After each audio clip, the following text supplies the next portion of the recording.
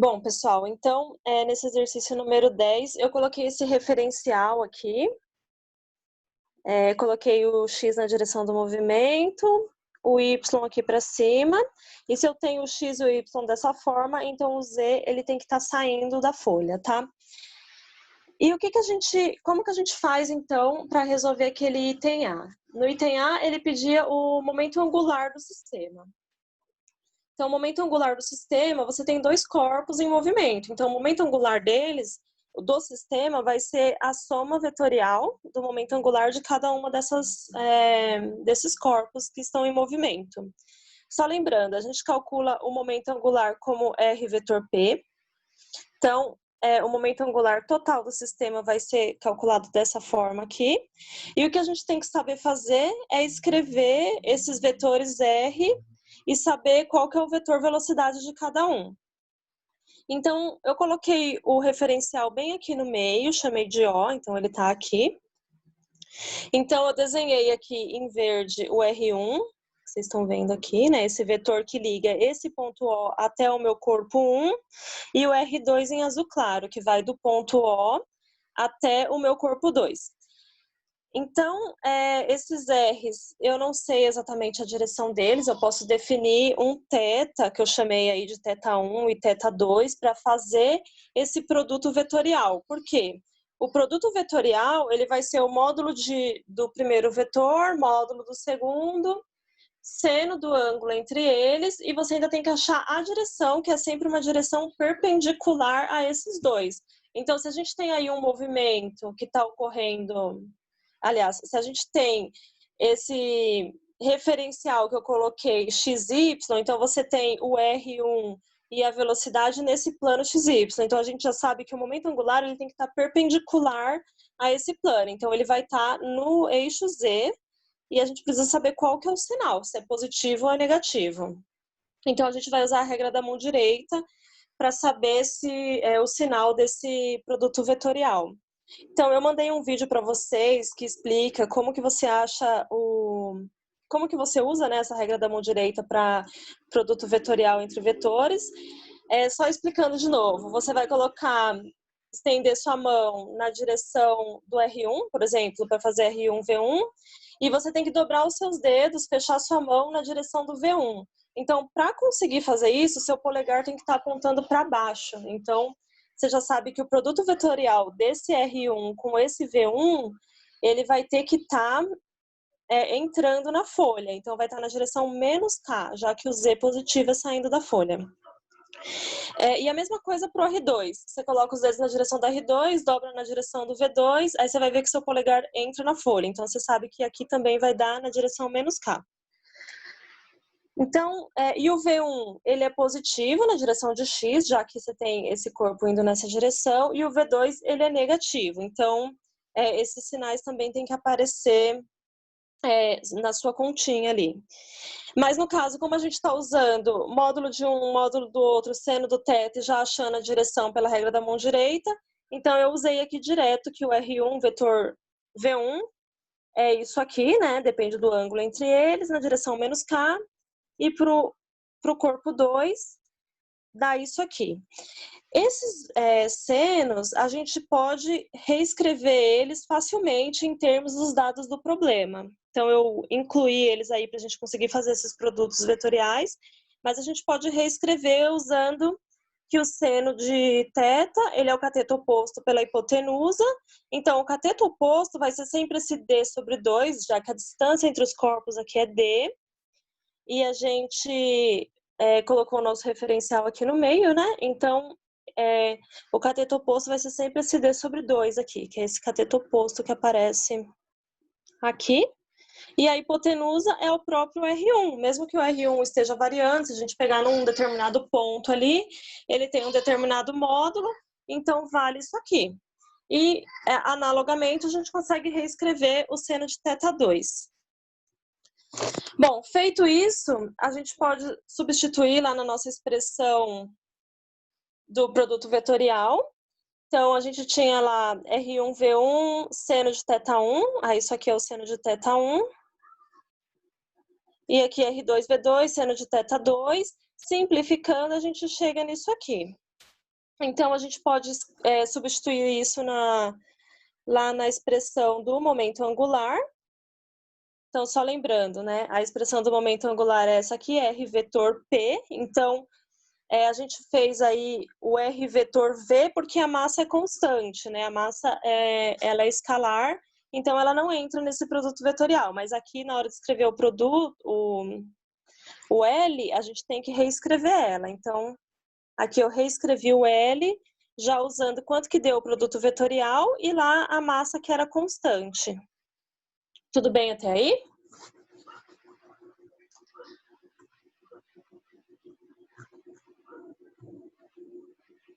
Bom, acho que tudo bem, né? Bom, pessoal, então o momento angular total do sistema vai ser a soma desses dois momentos, então foi isso que eu fiz aqui. Pelos dados do problema, as massas são iguais e as velocidades elas têm o mesmo módulo, então eu substituí esses valores e cheguei nisso aqui, e pelos dados do problema a gente consegue chegar num valor numérico para esse momento angular, e o módulo dá isso aqui. Aí, para mostrar que o L se conserva, a gente tem que mostrar que esse momento angular que nós calculamos, ele é igual ao momento angular em relação ao centro de massa. Então, para isso, a gente tem que usar uma expressãozinha que está na próxima página, que seria essa expressão aqui, né? Nós sabemos que isso é válido, só que para mostrar que o momento angular se conserva, a gente tem que obter que esse lado aqui da expressão seja zero. Então, é isso que a gente tem que mostrar nessa parte do exercício, porque sendo essa parte zero, a gente consegue mostrar que o momento angular é igual ao momento angular do centro de massa. Então, basta calcular a velocidade do centro de massa, porque aqui é o R, né, a posição do centro de massa, e aqui é o momento do centro de massa, que é a massa total do sistema vezes a velocidade do centro de massa. Então, basta mostrar que isso aqui é zero. Como que a gente calcula a velocidade do centro de massa? M1V1 mais M2V2 dividido por M1 mais M2. A gente só tem dois corpos, então a velocidade do centro de massa é dada por essa expressão. Então, aqui basta substituir lá tudo de forma vetorial, né? Então, eu substituir, aqui é V, aqui é menos V, e você vê que esse V, ele acaba se cancelando, e você tem que a velocidade do centro de massa, ela é zero. Uma outra forma de mostrar isso seria utilizar o fato de que nós não temos nenhum torque agindo no sistema. Então, ele fala que não tem atrito, então você não tem nenhum torque, você não tem nenhuma força externa, nenhum torque externo. Toda vez que você não tem torque, vale isso aqui, que o torque, ele aliás, isso vale sempre. Torque é igual à variação do momento angular no tempo. Se o torque ele é zero, significa que o dL/dt é zero. E toda vez que você tem uma coisa que você deriva e ela dá zero, então ela é uma constante. Isso vale para todas as grandezas físicas. Se você deriva em relação ao tempo e dá zero, significa que ela é uma constante no tempo. Então, essa seria uma outra forma de você argumentar que o momento angular se conserva. Bom, aí tem o item B. No item B, ele diz o seguinte: quando os dois patinadores eles chegam a uma distância de 1,40 metros um do outro, eles estendem os braços, dão as mãos e começam a girar em torno do centro de massa. Então, ele quer saber a velocidade do centro de massa. Então, eles chegaram aí nessa distância D. Então, você tem essa distância D entre eles aqui. Então, cada um está a D sobre 2 do centro de massa. E a gente quer saber a velocidade angular. Então, a gente sabe, o L é dado por essa expressão. Isso a gente sabe, a gente já usou no item anterior. Só que a gente também sabe que num movimento circular, como só tem essa rotação, vale essa expressão aqui, que V é igual a ômega R. Então, a gente pode substituir o P, né, a velocidade por esse ômega R, e obter o L em função de ômega. Então, a gente, fazendo isso, a gente chegaria nisso aqui, né, e nisso aqui. Ou seja, você consegue escrever o L dependente do ômega. Só que mr² é o momento de inércia. desse sistema. Então, vale isso aqui, o L é I ômega, onde I é o momento de inércia do sistema. Então, esse é o I total, né, do sistema. Como que a gente escreve o I total do sistema? Ele só tem dois corpos, então vai ser a massa do 1, R do 1 ao quadrado, mais a massa do 2, R do 2 ao quadrado. Eles estão girando em torno do centro de massa. Então, esses R's aqui, eles são calculados em relação ao centro de massa, que é esse ponto que eu chamei de O na figura. Então, cada um tá D sobre 2, o centro de massa. Então, é só fazer a continha que você chega nesse valor aqui do I. E aí, a gente tem que substituir lá nessa expressão do L. Então, você tem lá o L é I ômega. Você já sabe quanto que vale o I que você acabou de calcular. E o L a gente calculou no item A. Então, só fazendo as substituições, a gente chega nessa expressão e o ômega vai ser dado por isso, 2V dividido por D. Vetorialmente, ele vai ter essa direção menos K, que é a mesma direção que a gente tem o L, né? Então, aqui está escrito tudo em módulo, mas se você escrever vetorialmente, você vai ver que ele vai ter a mesma direção do L. Então, eu só substituí os valores aqui e cheguei num valor numérico para o K na direção menos K, do versor menos K. No item C, ele pediu a energia cinética do sistema antes e depois dos patinadores se unirem. Então, após eles se unirem, a gente tem uma energia cinética de rotação, que é dada por isso aqui. Você tem o I, você tem o ômega, só substitui os valores e você chega aqui que dá mv², já que várias coisas simplificam aí na conta. Antes deles se unirem, a gente tinha dois corpos em movimento. Então, você pode... Peraí que tem uma pergunta aqui que eu não tinha visto. Por que não poderia dividir a velocidade 5 pelo raio?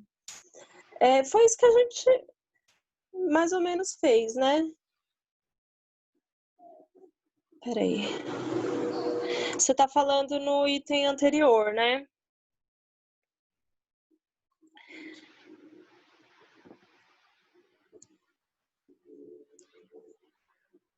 Ah, então, é que agora essa velocidade aqui, ela não é mais a mesma, né?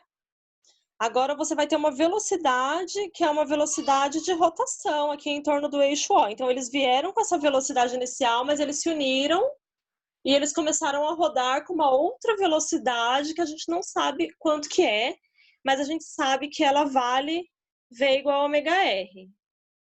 E aí, como o exercício pedia ômega, a gente calculou o ômega, mas ele podia ter pedido também essa velocidade. Então, por isso que a gente não usou direto o 5, tá bom?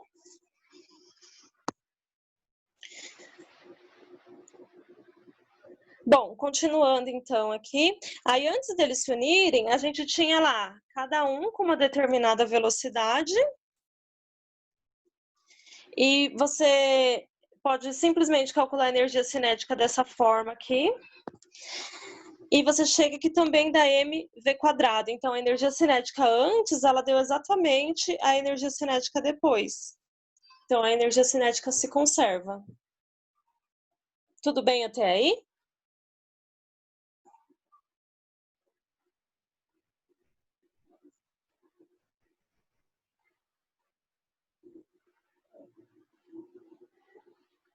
Então, e você vê aqui que nesse item C, você consegue chegar que a velocidade, essa velocidade ômega, ele se relaciona com a velocidade inicial, mas dessa forma aqui, ó. Existe essa relação aqui, ela está relacionada com a velocidade inicial, mas você tem que levar em consideração que essa velocidade ela poderia mudar depois deles se unirem, tá bom? Bom, então esse foi o exercício 10. O próximo exercício, ele é o exercício 11, então deixa eu ver se eu consigo mostrar para vocês. É esse exercício que está aparecendo aí. Então, você tem um disco de momento de inércia I1, ele está girando com velocidade angular inicial ômega1 em torno de um eixo sem atrito. Num certo instante, esse disco ele cai sobre outro disco de momento de inércia I2 que está inicialmente em repouso no mesmo eixo. Em virtude do atrito entre as superfícies, os dois discos terminam por atingir uma velocidade angular comum a ambos, ômega-f. Então, vai ter um atrito ali que vai fazer o de baixo, que estava parado, começar a girar. Aí ele quer saber qual que vai ser essa velocidade angular e pergunta se a energia cinética do sistema se conserva. Então, esse exercício aqui, apesar dele parecer difícil, na verdade, ele é muito simples, porque basta você impor que, como não há torques externos, o momento angular se conserva.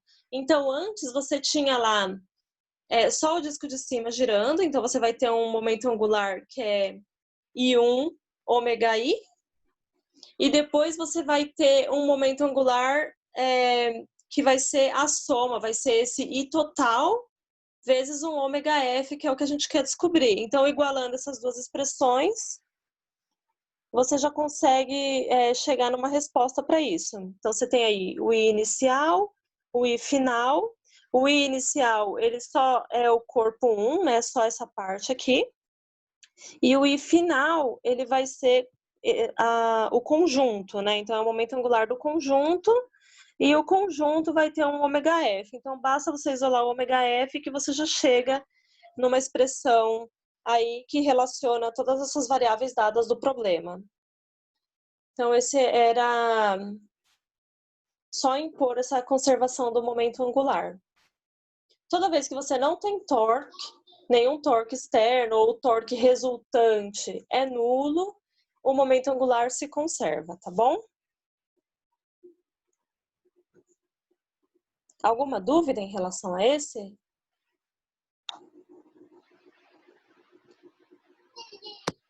Bom, se não temos dúvidas, então eu vou para o próximo exercício.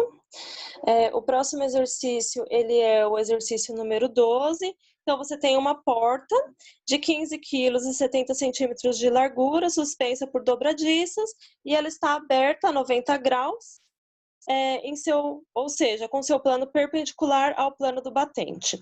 Ela leva um empurrão na beirada da porta com impacto equivalente ao de uma massa de 1 quilo, com velocidade de 2,5 metros por segundo. Quanto tempo ela leva para se fechar?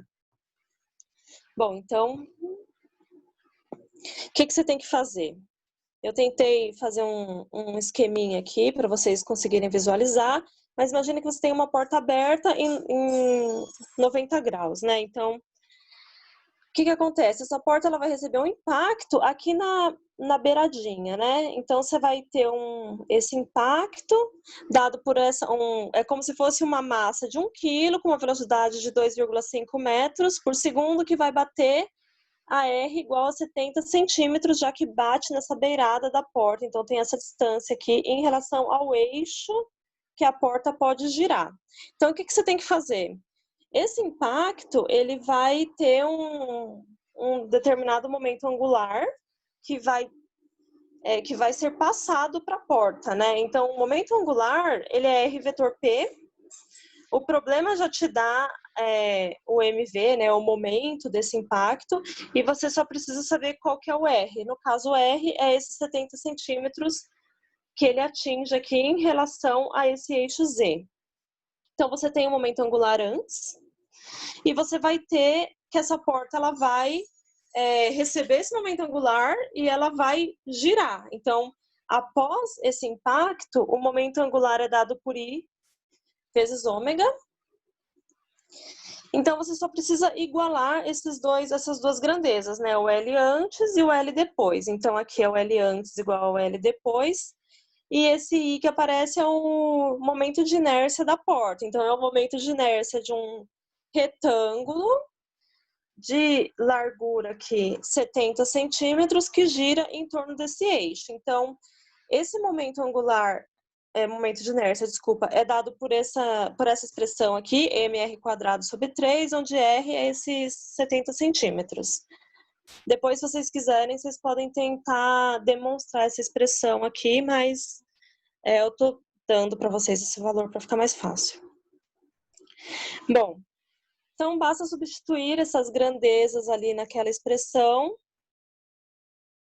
Então, você tinha lá o momento angular inicial, tem que ser igual ao momento angular final, e com isso você consegue encontrar uma expressão para ômega.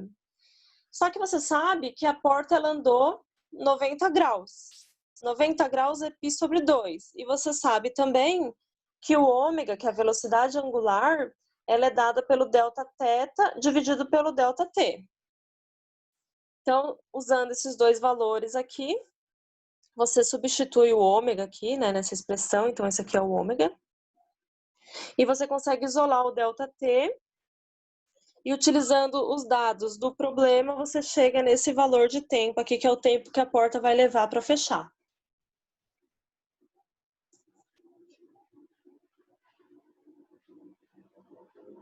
É isso mesmo. Eu estou considerando aqui nesse problema que todo esse momento angular inicial ele foi passado para a porta, porque o problema ele não fala nada a respeito de perda de energia ou alguma coisa do tipo. E então você pode considerar que ele se conserva. Toda vez que você considera que ele se conserva, você iguala o antes e o depois. Tudo bem?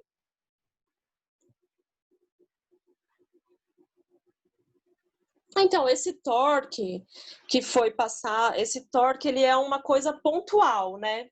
Então, não é um torque ali agindo o tempo todo na porta. Então, você foi lá e pá, deu você passou lá um impacto para ela. Então, você considera que esse impacto ele se transformou numa energia de rotação ali que fez a porta girar. Por isso que a gente está, mesmo que tenha esse torque, a gente está considerando que o momento angular se conserva.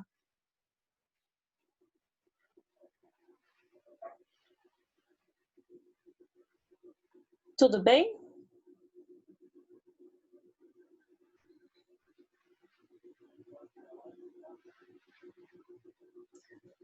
Então, é que como não é assim, uma força que vai agir o tempo todo ali na porta, ela é realmente um impacto ali, um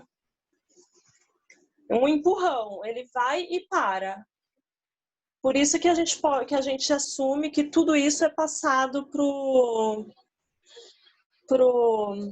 para a porta. Eu fiz esse exercício por F igual a MA, isso tá certo? Não sei, sua resposta deu certo?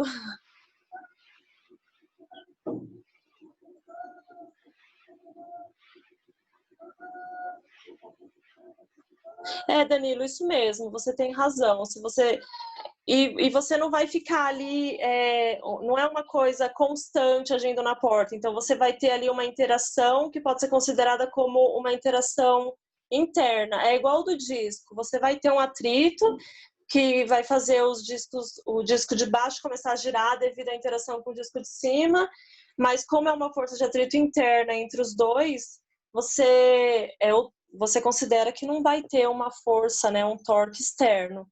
Então aqui a ideia seria semelhante.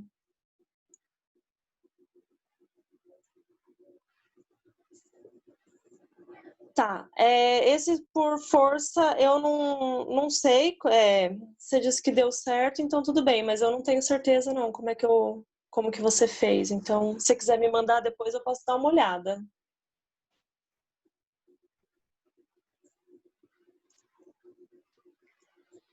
Ficou mais alguma dúvida em relação a esse?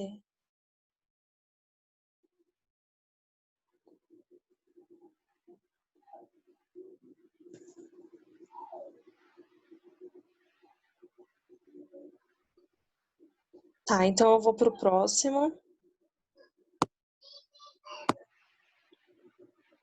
Bom, o próximo é o 15, deixa eu só pegar o enunciado aqui. Bom, gente, aí do 12 eu pulei lá para o 15. Então, o enunciado é esse que está aparecendo aí para vocês. Você tem um alçapão quadrado de lado L e massa M, e ele está levantado verticalmente em equilíbrio sobre dobradiças, quando ele é levado a cair por uma ligeira trepidação. Desprezando o atrito, que velocidade angular terá adquirido ao bater no chão? Bom, então esse aqui é o seguinte. Eu fiz de um jeito bem simples, na verdade, que é conservação de energia. Então, se você considerar ali o centro de massa da sua placa, então sua placa ela está inicialmente aqui, né? e aí ela vai cair e vai para esse plano aqui. Se você considerar o movimento do centro de massa, você pode utilizar que a energia se conserva, então antes você tem o centro de massa com uma energia potencial, que é dada por isso aqui, e depois você vai ter uma energia, que é uma energia de rotação. E essa energia de rotação, ela é dada por um meio de I ômega ao quadrado, que é isso aqui. Então, é isso aqui. Então, você igualando a energia antes e depois, você já consegue encontrar uma expressão para o valor da velocidade angular. Então, esse aqui era, na verdade, bem rapidinho de fazer. Esse aqui, vocês têm alguma dúvida?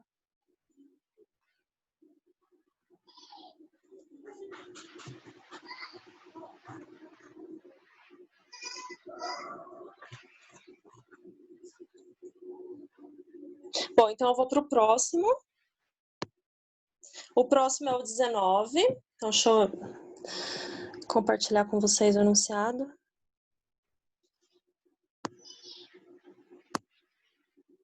Então, o 19 ele diz o seguinte: uma bola de boliche esférica de massa m e raio r é lançada com velocidade horizontal, v igual a 5 metros por segundo, e não tem qualquer rotação. O coeficiente de atrito cinético entre a bola e a pista é de μ igual a 0,3. Aí ele pede para achar o tempo que a bola escorrega até atingir a condição de rolamento sem deslizamento e a distância que a bola percorre antes de principiar a rolar sem escorregar. Bom, então, nesse exercício, a gente tem que fazer o seguinte. Primeiro, você vai ter... Aqui são os dados do problema, né? Você tem... Foi dado uma massa, um raio e uma velocidade. E ela foi lançada sem rotação. Então, o ômega zero, ele vale 0. Então, vale isso aqui. E quando ela atinge o solo, ela começa a sofrer uma força de atrito, que é a força que vai fazer ela começar a rolar, né? Essa força que vai causar um torque aí nessa bola.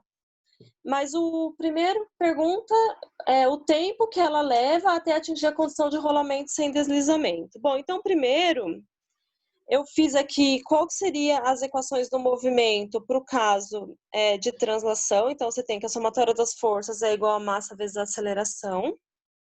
Isso aqui na parte de translação, né? Então eu estou assumindo aqui a força agindo no centro de massa para achar qual que seria essa aceleração do centro de massa. Então, a única força que a gente tem é a força de atrito. A força de atrito, se eu utilizar esse referencial aqui, ela tá negativa. Então, eu escrevi aqui que a força de atrito é menos μ, mg, que é igual a massa vezes a aceleração. Então, a gente chega que a aceleração é isso aqui, menos μg na direção i. Então, a gente pode escrever a equação para velocidade, utilizando essa expressão aqui. A gente tem o V0, que foi dado do problema, 5 metros por segundo, e a gente acabou de achar a aceleração, que entra aqui. Então, só substituir os valores, e essa aqui é a velocidade de translação do centro de massa. Já no caso da rotação, a gente vai ter a força de atrito, que vai causar um torque. Então, o torque ele é dado por isso aqui, R vetor F, que pode ser reescrito como RF seno de 90 graus, e ele vai ser na direção menos K, porque você tem aí o R é em relação ao centro de massa, né? Então você tem o centro de massa e o R para baixo, então ele está na direção menos J, e a força de atrito na direção menos I. Então, se você fizer o produto vetorial, vai dar na direção menos K. Se fizer, ou se você usar a regra da mão direita, você vai ver que também o seu dedão ele vai entrar na folha, então vai dar a direção menos K. Então, você tem essa expressão aqui para o torque. Por outro lado, você sabe que o torque ele também pode ser reescrito como I-alfa, e você consegue encontrar qual que seria o alfa, a aceleração angular do movimento. Então, só substituir os valores aqui, você tem o torque, o I é o I da esfera, então substituindo tudo, você chega nessa expressão aqui para o alfa. Com isso, você consegue escrever a sua equação do movimento. O ômega é ômega zero mais alfa T, o alfa a gente acabou de encontrar. Então, você pode simplesmente substituir na expressão, o ômega zero foi dado como zero no problema, já que a bola ela é lançada apenas com velocidade horizontal, né? Inicialmente ela não tem o ômega zero. Aí ele pergunta o tempo para atingir a condição de rolamento sem deslizamento. Então, se vocês forem lá no PDF das aulas da professora Elzi, vocês vão ver que a condição, isso ocorre quando você tem essa expressão aqui igual a zero. Então, você tem aí que a velocidade nesse ponto P aqui embaixo, ela tem que ser a velocidade do centro de massa mais esse ômega vetor R, e isso tem que ser igual a zero. Então, a gente tem que impor isso aqui para encontrar o tempo que leva para atingir a condição de rolamento sem deslizamento. Então, isso aqui é a velocidade do centro de massa, que vem da translação, e essa parte aqui é o ômega vetor R. O ômega é o que a gente escreveu aqui, tá? Então, aqui a gente vai ter, no fim, um K vetor J. Então, o K vetor J. Aí eu fiz aquele esqueminha de novo para a gente lembrar o I vetor J da K, o K vetor I da J e o J vetor K da I. Se tiver alguma coisa ao contrário, troca o sinal. Então, no caso, a gente vai ter um K vetor J, ele vai dar menos I, mas a gente já tem um menos e um menos aqui, que cancela, fica mais, então no fim vai ficar realmente um menos I. Então, apareceu um menos I aqui. Eu só copiei essa parte aqui que é da translação, e da rotação ficou esse termo aqui. Então, no fim, a velocidade no ponto P, ela tem que ser nula, então eu posso igualar tudo isso que tá aqui dentro a zero e achar o tempo. Então, fazendo isso, você consegue chegar...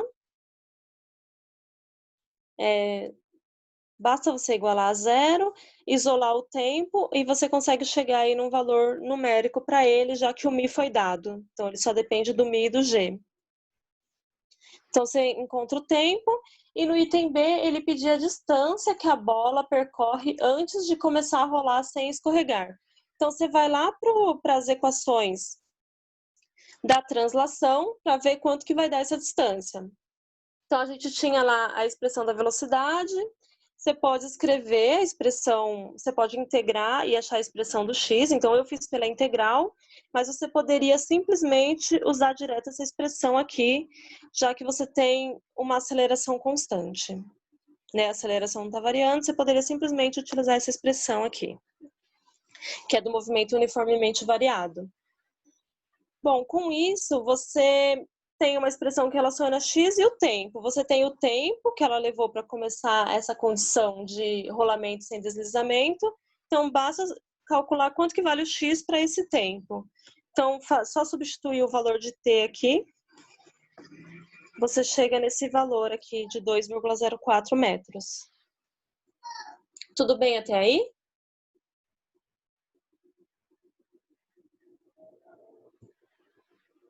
Tá bom. Bom, então, vamos para o 20. O exercício 20, ele diz o seguinte: uma bola de futebol de massa M igual a 400 gramas e com diâmetro D igual a 24 centímetros rola sem deslizar sobre um plano inclinado. Ela parte do repouso e depois de 5 segundos e tendo completado exatamente 10 rotações, escapa pela borda do plano inclinado. Aí ele te dá um momento de inércia dessa bola, que é o momento de inércia de uma casca esférica, e ele pergunta para calcular o torque resultante sobre a bola relativo ao seu centro de massa enquanto ela rola sobre o plano inclinado. E no item B, a energia de rotação da bola ao cair no solo, ao colidir com o solo. Bom, então, esse aqui, eu fiz o seguinte, eu fiz aqui o esqueminha dele, né? E eu escrevi quais são as forças agindo no nosso sistema. Então, você tem lá a força de atrito, peso, a força normal. E você poderia pensar que o torque ele é dado por R vetor F, e poderia escrever aí quem é o R, que seria isso, quem é o F, é a força de atrito, que vai ser μ vezes a normal, e a normal tem que ser igual a P cosseno φ, se aqui for chamado de φ, e você teria essa expressão dependendo desse φ. Eu comecei a fazer desse jeito, mas eu percebi que ele não te dá, por exemplo, esse H e você não consegue calcular esse φ. Então, eu fui por outro caminho. A gente sabe que o torque, ele também é dado por I vezes alfa. E a gente também recebeu do enunciado uma informação de que ele parte do repouso e depois de 5 segundos e tendo completado exatamente 10 rotações, ele escapa pela borda do plano inclinado. Então, ele está dando para a gente quanto que foi esse delta θ que ele andou, né? 10 rotações. Então, eu escrevi a expressão para θ, já levando em consideração aqui, colocando um referencial lá em cima e levando em consideração que partiu do repouso. E eu impus aquela condição. Em 5 segundos, ele andou 10 voltas. Cada volta é 2π, então o θ total é 10 vezes 2π. Então, só substituindo nessa expressão, esse aqui é o θ total, e esse aqui essa aqui é a expressão do θ, né? Então, ficou 20π igual a alfa sobre 2t quadrado, já que os outros dois termos cancelaram. Aí você consegue encontrar o valor de alfa. Então, você já tem a aceleração. Você tem um momento de inércia, você consegue calcular o torque. Então, voltando para aquela expressão, o torque é I alfa, aqui eu já escrevi tudo em módulo. Então, o I foi dado no problema. A aceleração a gente acabou de encontrar. Então, basta substituir os valores numéricos que você chega lá numa resposta. Tudo bem até aí?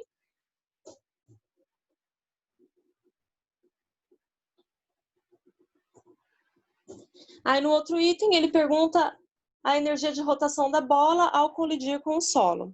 Bom, então, quando ela sai do plano inclinado, a gente sabe que vale essa expressão aqui, né? O ômega, a gente sabe quanto que vale. Ele depende do tempo, mas ela sai com t igual a 5. Então, a gente pode calcular o ômega de 5. Fazendo as continhas, a gente obtém o valor de ômega, então a gente consegue calcular qual que é a energia rotacional dessa bola ao sair ali do plano inclinado, e a energia total do sistema ela vai se conservar, e a energia potencial que a bola tinha ali em cima ela vai se transformar numa energia cinética de translação do centro de massa, então a energia rotacional da bola ela continua sendo essa. Tudo bem até aí?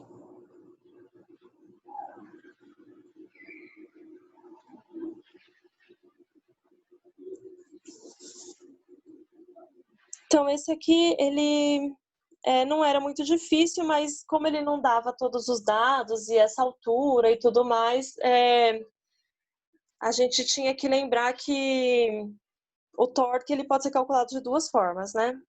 Que seria esse R vetor F ou o torque I alfa. Então, a gente tem que ver quais os dados do problema para ver o que é melhor para resolvê-lo. Bom, aí o próximo exercício é o 21. Deixa eu colocar aqui. Então, 21, que eu ia fazer na aula passada e acabou não dando tempo, então eu vou fazer agora para vocês. E ele fala, uma bola homogênea de raio R rola sem deslizar a partir do repouso, desde o topo de um domo esférico de raio R. Depois de percorrer que ângulo θ em relação à vertical a bola deixará a superfície?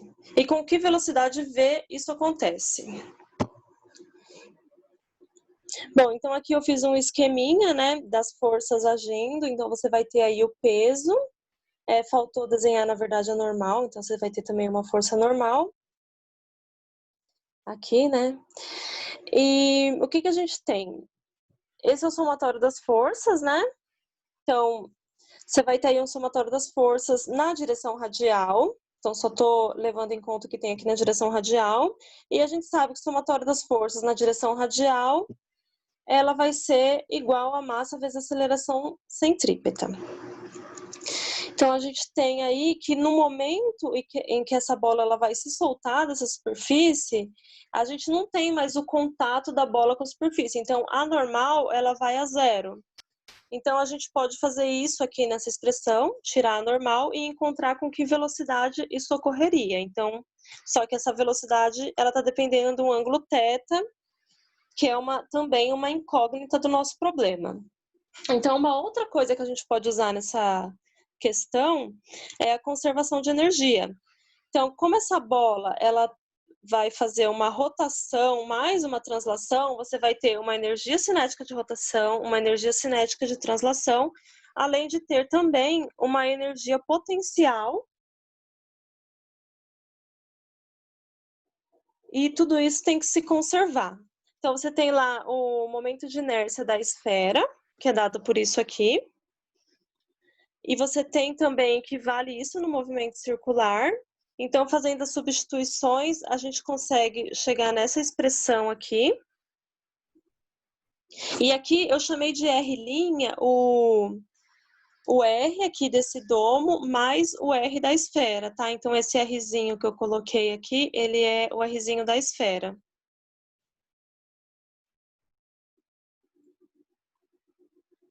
Então, aí nisso a gente chega nessa expressãozinha aqui. E a gente já tinha aquela expressão na página anterior que veio das leis de Newton. Então, substituindo aquela expressão nessa, a gente consegue fazer umas continhas e encontrar quanto que vai valer esse cosseno de θ, que era uma das nossas incógnitas. Então, é só substituir os valores mesmo. Então, só voltando aqui, recapitulando. A gente tem aqui essa expressão de velocidade, que tem a velocidade e o θ, que são as nossas incógnitas. Aí, da conservação de energia, a gente tem essa expressão aqui. Então, eu substituí aquela da velocidade, né? Substituí o V2 aqui, para ter uma expressão só em θ. Aí você consegue encontrar quanto que vale o seu valor de θ. E depois, achando θ, você volta para aquela expressão número 1 e acha o valor da velocidade. Tudo bem até aí?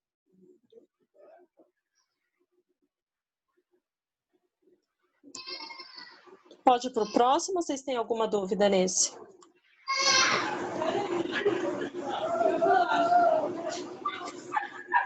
Tá.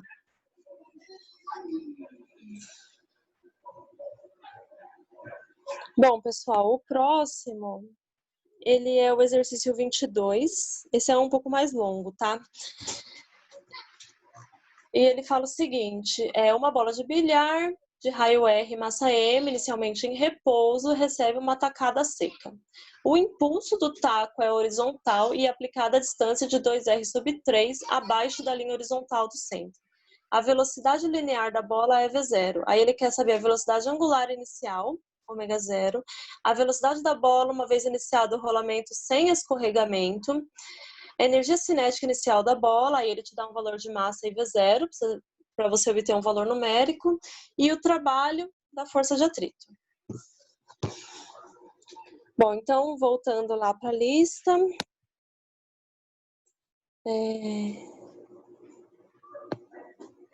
Então, eu fiz um desenho aqui, só para mostrar, você vai ter aqui o taco atingindo nessa direção, e isso vai ter um determinado raio em relação ao centro de massa dessa bola. Então, a bola, ela vai receber esse momento desse taco, esse momento é dado por essa expressão aqui, e aqui vai parecer aquele problema da porta, né, que a gente tinha ali um impulso sendo dado, uma tacada sendo dada. Então, esse taco, ele vai transferir esse momento para a bola, e esse momento, ele vai se transformar numa energia de rotação.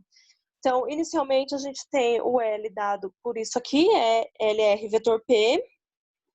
Então, você tem um R aí, que é esse que eu desenhei aqui em azul claro, em relação ao centro de massa da bola.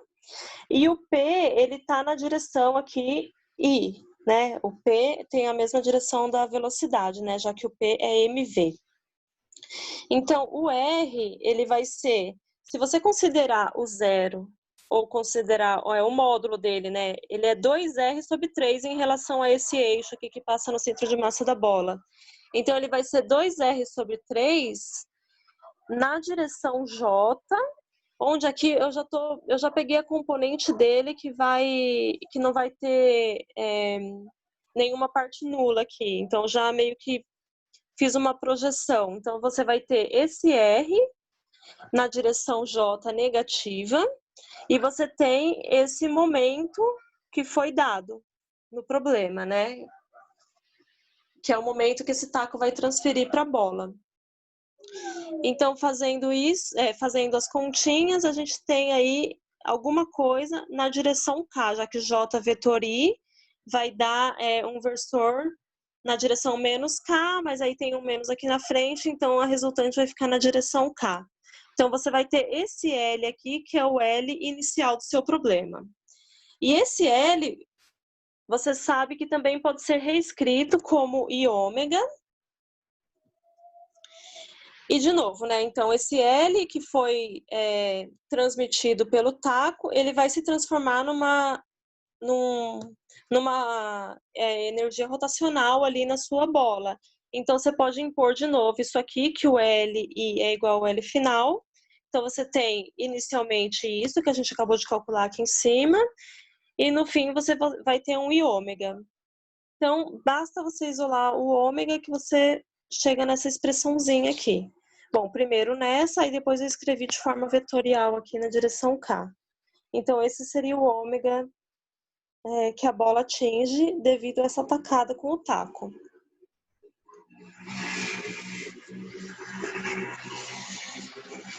Aí no item B, ele pedia a velocidade da bola uma vez iniciado o rolamento sem escorregamento.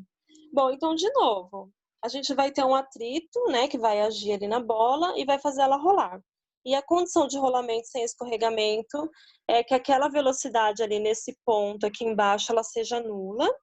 E essa velocidade aqui, ela pode ser escrita dessa forma aqui, é a velocidade do centro de massa mais ômega vetor R, e tudo isso tem que ser igual a zero. Então, agora a gente tem que descobrir a velocidade do centro de massa e o ômega. Então, a velocidade do centro de massa, ela vem do movimento de translação. Então, a gente pode escrever as forças agindo na nossa bola. É a força de atrito, a força peso e a força normal. E a gente escreve que o somatório das forças ela é igual a massa vezes a aceleração. Então, a aceleração é menos μ vezes g, já que a normal é mg, né? Então, isso aqui a gente fez também num exercício aí anterior, então é a mesma ideia. A gente tem a aceleração, a gente pode escrever a velocidade do centro de massa. V igual a V0 mais AT, e o A é menos μg. E essa velocidade é na direção I, de acordo com esse referencial que a gente desenhou aqui. Então, isso é o movimento de translação. Aí, já no caso do movimento de rotação, a gente tem um torque devido à força de atrito. Então, a gente pode escrever o torque é R vetor F. Então, de novo, né? Quem é o R? O R, ele é em relação ao centro de massa. Então, ele é o vetor que liga aqui o centro da nossa bola até esse ponto aqui de contato com a superfície. Então, fazendo esse R vetor F, a gente obtém isso aqui, né? Ele vale R, que é o raio da bola, na direção menos J, considerando esse referencial aqui, XY. A força de atrito, ela também está contra o eixo X, então ela é menos μmg. Então, e você tem aí o J, produto vetorial I, isso vai dar menos K. Então, no fim, o seu torque vai dar isso aqui, menos μmgr na direção K. Por outro lado, você sabe que o torque ele também pode ser escrito dessa forma, I alfa. Então, você consegue achar o seu alfa. Então, você substitui ali o valor de I, o valor do torque que a gente acabou de encontrar. Você consegue achar esse valor aqui para alfa. E aí você tem a equação do movimento, né, circular, que é dado por isso aqui, o alfa é constante, então vale essa expressão, ômega é igual a ômega zero mais alfa t. Então, o ômega zero a gente já tinha encontrado, e o alfa a gente acabou de encontrar, ele depende do tempo. E agora o que a gente precisa para colocar lá naquela expressão do rolamento sem deslizamento é o ômega vetor R. Então, aqui eu coloquei o ômega, aqui eu coloquei o vetor R e fiz a continha aqui. Então, vamos lá para a próxima página. A resultante aqui deu na direção I positiva. E a gente tem que... Isso aqui é o ômega vetor R. Mas o que a gente quer impor igual a zero é tudo isso aqui, né? Então, a gente precisa somar a velocidade do centro de massa aqui ainda. Então, isso aqui é a velocidade do centro de massa. Isso aqui é o ômega vetor R que está ali em cima. E eu fiz essa imposição de que tudo isso tem que ser igual a zero. Fazendo isso, você chega aí numa expressão que depende de todas essas variáveis e você consegue isolar a sua variável t. Então, esse é o tempo que leva para atingir essa condição de rolamento sem escorregamento. E deixa eu só ver o que o exercício pedia. Mas aí ele quer saber a velocidade da bola, né? Quando isso ocorre. Então, a gente volta lá para a expressão da velocidade do centro de massa e substitui o tempo. Então, aqui entra o tempo. Aí, fazendo essa substituição, você chega nesse valor aqui para a velocidade do centro de massa. Tudo bem até aí?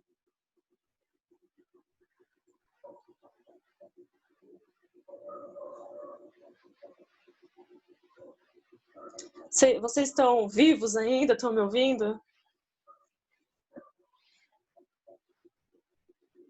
Tá. Agora eu recebi vários sim. Tá bom, gente. Obrigada. É que às vezes vocês ficam tão quietinhos que eu fico pensando, gente, acho que eu caí, tô falando sozinha aqui.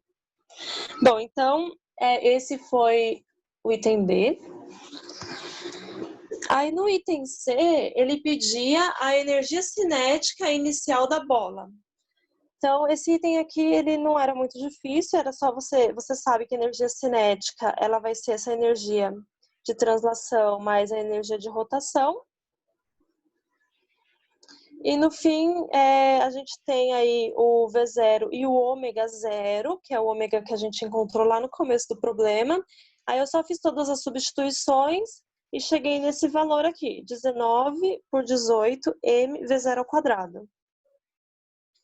E no item D, ele pede o trabalho da força de atrito. Então, o trabalho da força de atrito, ele é igual à variação da energia cinética. Então, a gente precisa da energia cinética final. A inicial a gente já tem, a gente acabou de calcular aqui.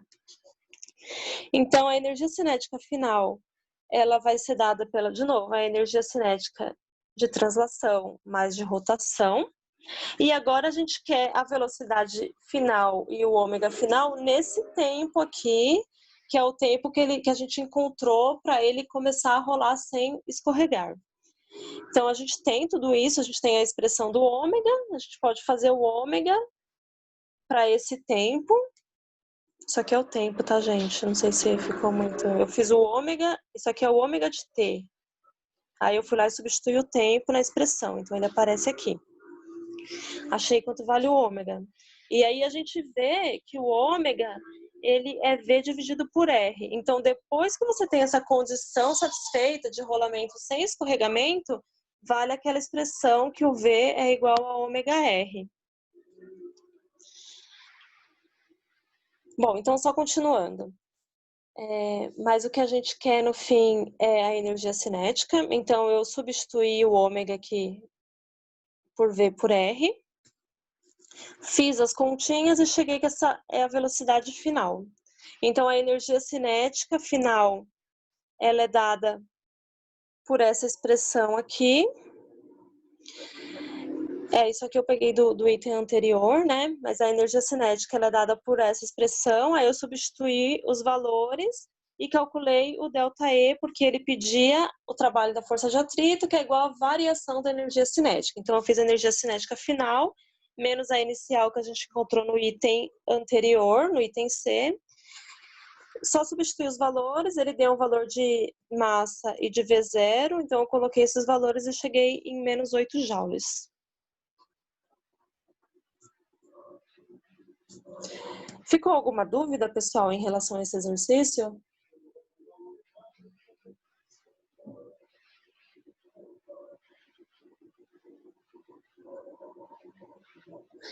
Agora que tem mais gente conectada, o pessoal que está conectado, todo mundo já começou a lista 3 ou vocês ainda estão na 2? Como é que tá?